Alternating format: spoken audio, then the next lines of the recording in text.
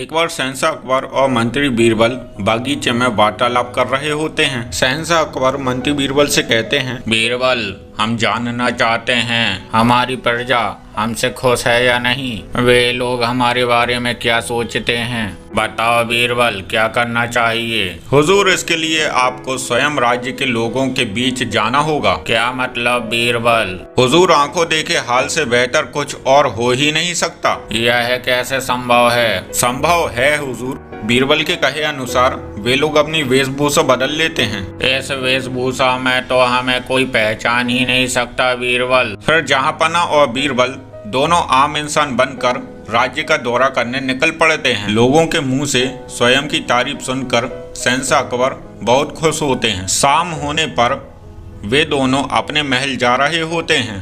तभी शहंशाह को एक मधुर आवाज सुनाई देती है और वे उसकी आवाज में खिंचे चले जाते हैं। वे दोनों देखते हैं कि वह मधुर गीत तो एक छोटी बच्ची गा रही होती है। शहंशाह अकबर उस मधुर गीत में खो जाते हैं। थोड़ी देर बाद उस बच्ची का पिता आता है। आप लोग कौन हैं और यहाँ क्यों खड़े हैं। हमें यहाँ से जा ही रहे होते हैं, तभी हमें एक मधुर गीत सुनाई देता है जो कि आपकी बच्ची गा रही होती है। हम इस बच्ची के गीत से मनमुग्ध हो गए। हम इस बच्ची को इनाम स्वरूप 2 चांदी के सिक्के देना चाहते हैं। उस आदमी को लालच आ जाता है। वह उन दोनों को व्यापारी समझकर उनसे और सिक्के लेने की सोचता है। मेरी बच्ची के गीत के 2 चांदी के सिक्के नहीं, 10 चांदी के सिक्के लगते हैं। शहंशाह अकबर और बीरबल दोनों समझ जाते हैं कि ये एक लालची आदमी है। फिर शहंशाह अकबर कहते हैं, नहीं, तुमने गलत कहा। इस गीत के 10 चांदी के सिक्के नहीं, 100 चांदी के सिक्के लगने चाहिए। यह सुनकर वह आदमी बड़ा ही खुश हो जाता है। लेकिन तुम्हें 100 चांदी के सिक्के लेने के लिए हमारे साथ हमारे घर चलना होगा। ठीक है, चलो। वह आदमी मन ही मन बहुत खुश होता है